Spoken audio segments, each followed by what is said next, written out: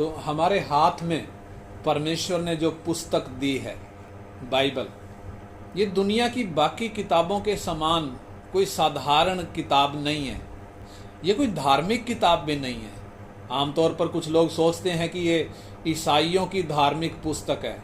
ये ईसाई धर्म की पुस्तक नहीं है, बल्कि ये परमेश्वर का वचन है, जिसे हम पढ़ते हैं, जिसे हम सुनते हैं।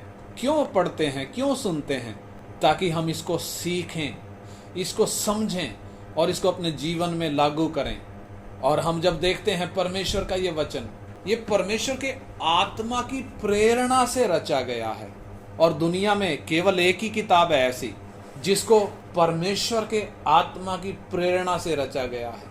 यानी इंसान का दिमाग, इंसान की विचारधारा इसमें नहीं है। और जब हम इसको पढ़ते हैं, बहुत सारे लोगों का जिक्र इस किताब में मिलता है, अलग अलग घटनाओं का जिक्र इसमें मिलता है। इंसान की उत्पत्ति कैसे हुई, उसका पतन कैसे हुआ, फिर कैसे मनुष्य पृथ्वी में भर गए, उसके बाद जल प्रलय, अब्राहम की बुलाहट, अब्राहम के साथ परमेश्वर की वाचा, इस्राएल की उत्पत्ति, इस्राएल का मिस्र की गुलामी में जाना, परमेश्वर का उधर से इस्राएल को मिस्र की गुलामी से निकालना, लाल समुद्र पार करवाना, और फिर 40 साल का वो लंबा जंगल का सफर, स्वर्ग से मन्ना गिरना, चट्टान से पानी पीना, परमेश्वर का व्यवस्था परमेश्वर के द्वारा दिया जाना, फिर हम देखते हैं 40 साल बाद यर्दन पार करना, कनान देश कब्जे में देना, फिर उसके बाद न्यायियों का समय, उसके बाद राजाओं का इतिहास, और फिर हम देखते हैं इस्राएल जब व्यवस्था के अनुसार नहीं चला, कैसे इस्राएल गुलामी में चला गया, यहूदा गुलामी में चला गया। यहूदा को परमेश्वर फिर वापस लेकर आया, फिर से मंदिर बनाया गया, फिर से यरूशलेम का वो 4 दीवारी बनाई गई। और फिर हम 400 साल के अंतराल के बाद फिर हम देखते हैं सर्वशक्तिमान परमेश्वर मनुष्य के शरीर में होकर जब इस धरती पर आया, 3.5 साल की उसकी सेवकाई, उसके बाद उसका क्रूस पर प्राण देना, कब्र में रखा जाना, और फिर मरे हुओं में से जिंदा हो जाना, स्वर्गारोहण, और फिर हम देखते हैं पिंतेकुस्त के दिन पवित्र आत्मा का उतरना। कितनी सारी घटनाएं बाइबल में हम पढ़ते हैं, कितनी सारी घटनाएं हैं। और जब हम इन घटनाओं को पढ़ते हैं जिनका परमेश्वर ने वचन में वर्णन किया है, जब हम इन लोगों के विषय में पढ़ते हैं, उन लोगों ने कुछ अच्छे काम किए लेकिन कुछ बुरे भी किए, और परमेश्वर की आत्मा ने दोनों का जिक्र किया है, अच्छे कामों का भी, बुरे कामों का भी जिक्र किया है। कारण ये मनुष्य के द्वारा नहीं लिखा, परमेश्वर के आत्मा की प्रेरणा से परमेश्वर के भक्त जन वो लिखते थे, जो परमेश्वर उनको समझाता था, जो उनको बताता था। यानी परमेश्वर के आत्मा ने जो लिखवाया वो हमारे हाथ में है। उदाहरण के तौर पर जब हम देखें, दाऊद जो इस्राएल का एक बहुत बड़ा राजा दाऊद है, उसके जीवन की कई घटनाएं बाइबल में दर्ज हैं। उसने बड़े बड़े काम किए, लेकिन उसने कुकर्म भी किया। अपने एक वफादार सैनिक की पत्नी के साथ व्यभिचार किया, और उस वफादार सैनिक को जान से मरवाकर उसकी पत्नी को अपनी पत्नी कर लिया। यानी परमेश्वर ने देखो इस घटना को भी बाइबल में दर्ज किया है। अगर कोई मनुष्य लिखता तो क्या ऐसा लिखता? अच्छे काम लिखता, बुरे काम नहीं लिखता, क्योंकि बुरे काम लिखने से एक व्यक्ति के आत्म सम्मान को ठेस पहुंचेगी। कितने महापुरुषों की किताबें हमारे देश में हैं, दुनिया भर में हैं, बड़े बड़े महापुरुषों की जीवनियां लिखी गई हैं, लेकिन उनमें उनका कोई गलत काम नहीं लिखा मिलेगा। लेकिन परमेश्वर का वचन बाइबल को जब हम देखते हैं, क्यों ये सारी बातें लिखी हैं? क्योंकि इनके द्वारा परमेश्वर हमें कुछ खास सिद्धांत सिखाना चाहता है। परमेश्वर का वचन है। और पिछले दिनों हम जक्कई के बारे में सीख रहे थे। जक्कई जो एक चुंगी लेने वालों का एक सरदार था, उसके बारे में जब हम अध्ययन कर रहे थे, तो हमारे मन में सवाल उठेगा, हम इन लोगों के विषय में क्यों पढ़ते हैं? जो लोग बीते समय में आए और चले गए, उनके विषय में पढ़ने से हमें क्या मिलेगा? हमारा क्या लाभ होगा? ध्यान रखें, बाइबल परमेश्वर का वचन है। इसमें लिखी हुई हर एक बात में आत्मिक अर्थ है, गहरे भेद छिपे हैं, गहरा खजाना छिपा हुआ है। एक शब्द भी फालतू नहीं है। यानी एक मात्रा भी, यीशु मसीह कहते हैं मत्ती 5 का 18 जब आप पढ़ेंगे तो उधर लिखा है, प्रभु यीशु कहते हैं, क्योंकि मैं तुमसे सच कहता हूं, जब तक आकाश और पृथ्वी टल ना जाएं, तब तक व्यवस्था से एक मात्रा भी या एक बिंदु भी पूरा हुए बिना नहीं टलेगा। इससे हमें क्या अंदाजा लगता है?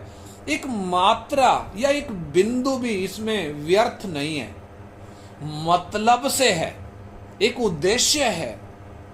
इसलिए मेरे प्रिय भाइयों बहनों, आपके हाथ में जो ये किताब है, ये किसी बूढ़ी माता की सुनी सुनाई कोई कथा कहानी नहीं है, बल्कि ये जीवते परमेश्वर के मुख से निकली हुई आवाज है। वो आवाज जिसमें सामर्थ है, वो आवाज जिसने शून्य में से ब्रह्मांड को बना दिया, आकाश और पृथ्वी को बना दिया। परमेश्वर ने बोला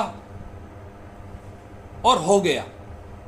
हम कोई चीज बोलें नहीं हो सकती, हमें कोई चीज बनानी है तो कच्चा माल चाहिए, लेकिन परमेश्वर ने बोला और हो गया। उतना दम है परमेश्वर की आवाज में, उतना ताकत है, सृष्टि करने की ताकत परमेश्वर के वचन में है। और वो वचन, वो आवाज लिखित रूप में परमेश्वर ने हमारे हाथ में दी है।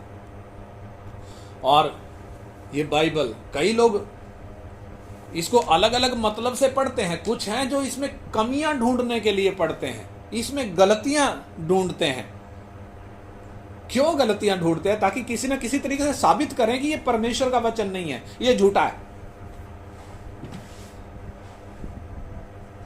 और कई लोग हैं जो बोलते हैं कि मैंने तो 10 बार बाइबल पढ़ ली, लेकिन ये बात जो आप बता रहे हैं ये तो मेरे आज समझ में आई, इससे पहले मेरे समझ में आई ही नहीं थी।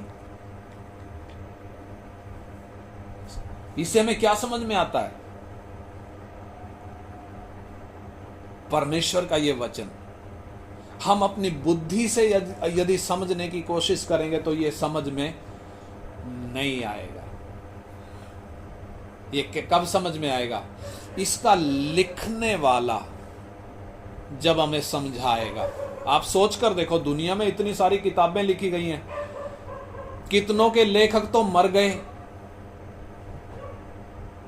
और बाइबल के विषय में भी लोग कहेंगे कि ये तो बड़ी पुरानी किताब है, इसके लिखने वाले भी मर गए। परंतु इसके लिखने वाले वो मनुष्य नहीं थे, वो तो मात्र एक कलम थे परमेश्वर के हाथ में। लिखने वाला कौन? परमेश्वर।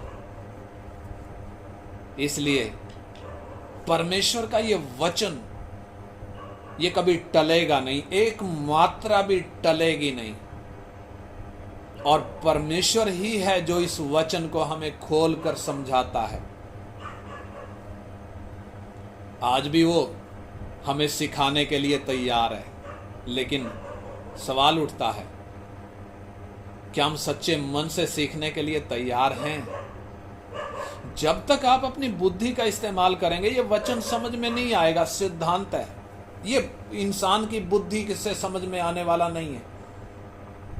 हाँ, जब हम इसको पढ़ते हैं, कोई भी घटना पढ़ते हैं, तो एक घटना समझ में आती है कि हाँ ये घटना है। चुंगी लेने वाला एक व्यक्ति है, यीशु को मिलना चाहता था, वो नाटा था, इसलिए गुल्लर के पेड़ पे चढ़ गया। यीशु उधर आ गया और ये व्यक्ति यीशु को अपने घर ले गया। एक घटना समझ में आ गई, लेकिन ये घटना लिखी क्यों है? इसके पीछे का भेद क्या है? इसके पीछे के आत्मिक सिद्धांत क्या हैं? वो यदि समझ में आने हैं तो हमने इसको किस तरीके से देखना पड़ेगा। ये परमेश्वर का वचन है, ये मेरे लिए लिखा गया है। इसके द्वारा परमेश्वर मुझे कुछ सिखाना चाहता है, मुझे कुछ बताना चाहता है। इस सोच के साथ और विश्वास करके, प्रार्थना के साथ जब हम इसको समझेंगे, सीखेंगे, तो निश्चय परमेश्वर का आत्मा उस घटना के पीछे के सिद्धांतों को हमें खोल कर देगा। उसके आत्मिक गहरे अर्थ परमेश्वर का आत्मा हमें खोल कर समझाएगा। यानी इसमें जो व्यक्तियों के नाम लिखे हैं उनके जीवन का वर्णन जो किया गया, घटनाओं को जो लिखा है, परमेश्वर उनके बारे में हमें नहीं सिखा रहा। जैसे अब्राहम कौन था, या मूसा कौन था, या दाऊद कौन था, वो परमेश्वर हमें नहीं सिखा रहा, बल्कि उनके जीवन और उन घटनाओं के द्वारा परमेश्वर अपने सिद्धांतों को हमें सिखाता है, जो हमारे जीवन के लिए बहुत ही महत्वपूर्ण हैं, बहुत अनिवार्य हैं, ताकि इसके द्वारा हम परमेश्वर के स्वभाव को जानें, परमेश्वर के स्वभाव को, परमेश्वर की योजना को, परमेश्वर के सिद्धांतों को समझ सकें, स्वर्गीय सिद्धांतों को समझ सकें। मुझे परमेश्वर ने क्यों बनाया, ये सारी सृष्टि क्यों बनाई, परमेश्वर का उद्देश्य क्या है, मेरे विषय में परमेश्वर की योजना क्या है, वो मुझसे चाहता क्या है, कब हमें पता चलेगा? जब हम इस वचन को समझेंगे, इसके पीछे के भेदों को जब हम समझेंगे, तभी हम परमेश्वर के ग्रहण योग्य जीवन जी सकते हैं, और तभी हम उस अनंतकालीन परमेश्वर के साथ अनंत काल तक रहने के लिए तैयार हो सकते हैं। मैं एक उदाहरण देना चाहूंगा। हम जब शादी करते हैं, अपनी शादी के लिए जब हम कोई जीवन साथी ढूंढते हैं, तो हमारे मन में कई एक बातें रहती हैं। हम क्या देखते हैं? जिसके साथ मैंने जीवन गुजारना है वो कैसा होना चाहिए, उसका स्वभाव कैसा है, मैं जरा जान तो लूं, वो चलता कैसे है, वो बोलता कैसे है, उसका चरित्र कैसे है, उसका उठना बैठना, पढ़ाई लिखाई, घर बार, उसका आचार व्यवहार कैसा है। ये बातों को हम शादी से पहले जानना चाहते हैं। क्यों? ताकि शादी के बाद कोई दिक्कत पैदा ना हो।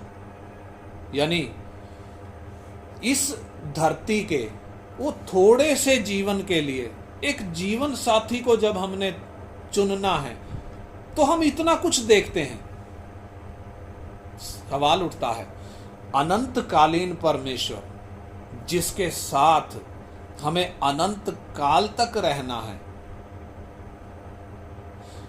उसके स्वभाव को हमें जानना जरूरी है। वो व्यवहार कैसे करता है, वो कितना पवित्र है, उसने ये धरती को, आकाश को क्यों बनाया, मुझे क्यों बनाया, उसकी मेरे जीवन से योजना क्या है, ये सब बताने के लिए परमेश्वर ने हमारे हाथ में अपना वचन लिख कर दिया है। और आप जरा इस किताब को देखें, हमारी अपनी भाषा में है, किसी विदेशी भाषा में नहीं है कि हम पढ़ने में परेशान हो, कोई अरबी में या फारसी में नहीं है, या जापानी में या चाइनीज में नहीं है, बल्कि ये हमारी अपनी भाषा में है। और कीमत कितनी, मामूली सी कीमत परमेश्वर ने हमारे हाथ में दे दिया। 66 किताबें हैं एक जिल्द के अंदर, एक जिल्द में 66 किताबें, 2 नियम हैं, पुराना नियम और नया नियम। पुराने नियम में 39 किताबें, नए नियम में 27 किताबें, टोटल 66। और मूल रूप से अगर देखें तो ये पुराना नियम इब्रानी भाषा में लिखा गया, नया नियम यूनानी भाषा में लिखा गया।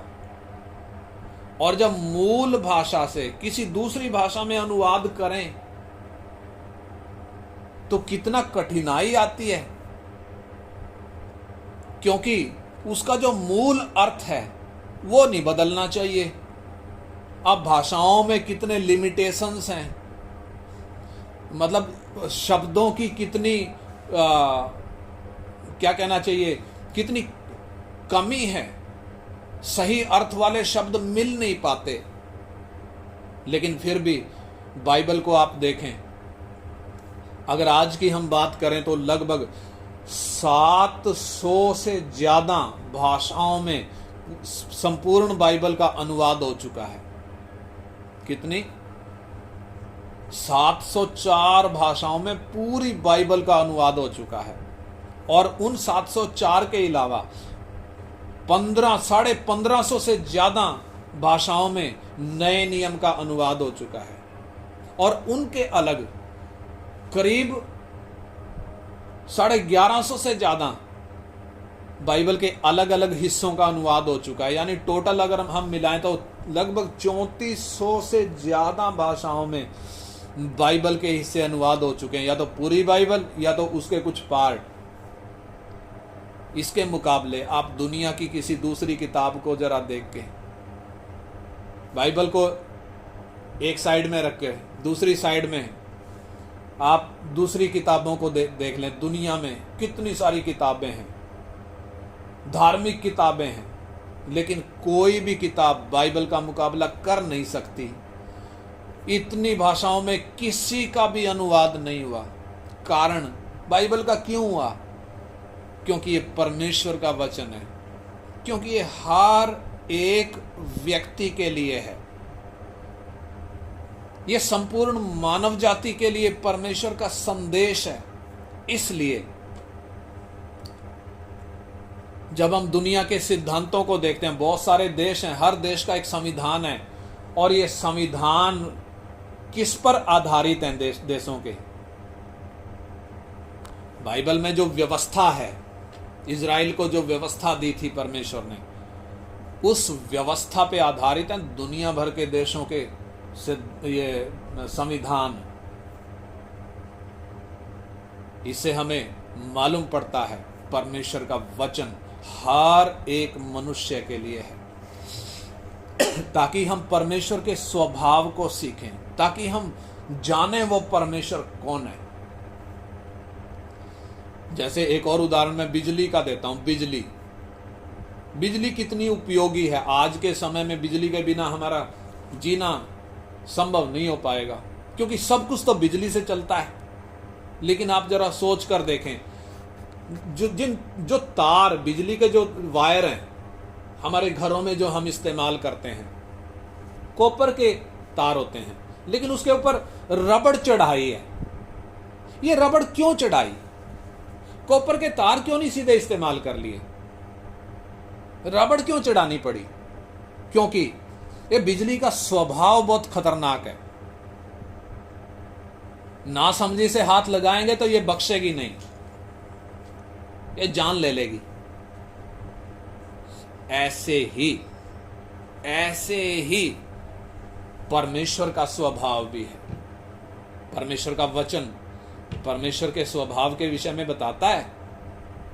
यदि हम उसका इब्रानी 12 अध्याय और उसका 29 वचन पढ़ें तो इब्रानी 12 अध्याय का 29 वचन, इब्रानी 12 का 29। क्योंकि हमारा परमेश्वर भस्म करने वाली आग है। हाँ, हमारा परमेश्वर क्या है? भस्म करने वाली आग है। यानी भस्म करने वाली आग के साथ हमने अनंत काल तक रहना। बिजली की तारों पे रबड़ चढ़ाई गई है। परमेश्वर के साथ जब हमने रहना है, वो जो भस्म करने वाली आग है, तो हमें कितना सावधान होना पड़ेगा, कितना उसको जानना पड़ेगा, उसके सिद्धांतों को, उसके स्वभाव को हमने जानना पड़ेगा, तभी हम उसके साथ रह पाएंगे। और परमेश्वर का वचन बाइबल हमें परमेश्वर के उस स्वभाव, उसके सिद्धांतों के विषय में सिखाता है। लेकिन ये गहरे आत्मिक भेद परमेश्वर ने अलग अलग व्यक्तियों के जीवनों में वो जो घटनाएं हैं, उन घटनाओं में छिपा कर रखे हैं, जो हर किसी को समझ में नहीं आते, हर किसी के लिए है भी नहीं। लेकिन प्रभु यीशु इस खजाने के बारे में कुछ बताते हैं। उसका मत्ती, अगर हम मत्ती 13 अध्याय उसका 44 वचन पढ़ें तो मत्ती 13 44 वचन, 13 का 44। स्वर्ग का राज्य खेत में छिपे हुए धन के समान है, जिसे किसी मनुष्य ने पाया और छिपा दिया, और मारे आनंद के जाकर अपना सब कुछ बेच दिया और उस खेत को मोल ले लिया। हाँ, छिपा हुआ खजाना, खेत में छिपा हुआ खजाना। और इसका 45-46 भी पढ़े। फिर स्वर्ग का राज्य एक व्यापारी के समान है जो अच्छे मोतियों की खोज में था। जब उसे एक बहुमूल्य मोती मिला तो उसने जाकर अपना सब कुछ बेच डाला और उसे मोल ले लिया। हाँ, यानी क्या चीज? कीमती मोती, जिसको यदि लेना है सॉरी, अपना सब कुछ बेचना पड़ेगा। इधर वो बात लिखी है, यानी परमेश्वर ये छिपा हुआ खजाना किसको खोल कर देगा? जिसके अंदर इसको जानने की भूख और प्यास है, जिसको वास्तव में इसकी जरूरत है, जो इसकी कीमत को समझता है और इस संसार के नाशवान धन से ज्यादा जो इसको कीमत देता है, जो इसको महत्व देता है। लेकिन दूसरी तरफ जो संसार के धन से खुश हैं, जैसे तैसे करके कमाते हैं बाय हुक्स और बाय क्रुक्स, अगर उसमें संतुष्ट हैं, उसी के लिए जीते हैं और उसी से प्रेम करते हैं, तो ये स्वर्गीय खजाना उनके लिए बंद है, समझ में नहीं आएगा। लेकिन परमेश्वर तो चाहता है हर किसी को समझाना। परमेश्वर चाहता है कि हर एक मनुष्य सत्य को भली भांति पहचाने। 1 तिमोथी 2 अध्याय में लिखा हुआ है, वो चाहता है हर किसी का उद्धार हो।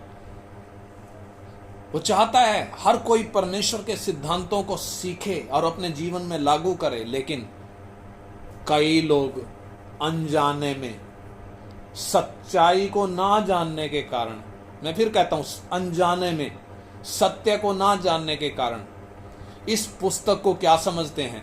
ईसाइयों की धार्मिक पुस्तक, और ये समझकर इसे धार्मिक रंग दे देते हैं, इससे नफरत करने लग जाते हैं। लेकिन ये कोई धार्मिक पुस्तक नहीं है, ये परमेश्वर का प्रेम है जो हम मनुष्यों के लिए है।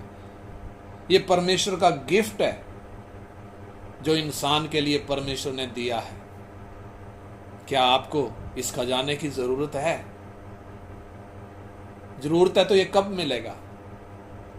जब आप इससे प्रेम करेंगे, जब आप इसके लिए लालसा रखेंगे, भूख रखेंगे, जब बाकी चीजों से बढ़कर आप इसको महत्व देंगे।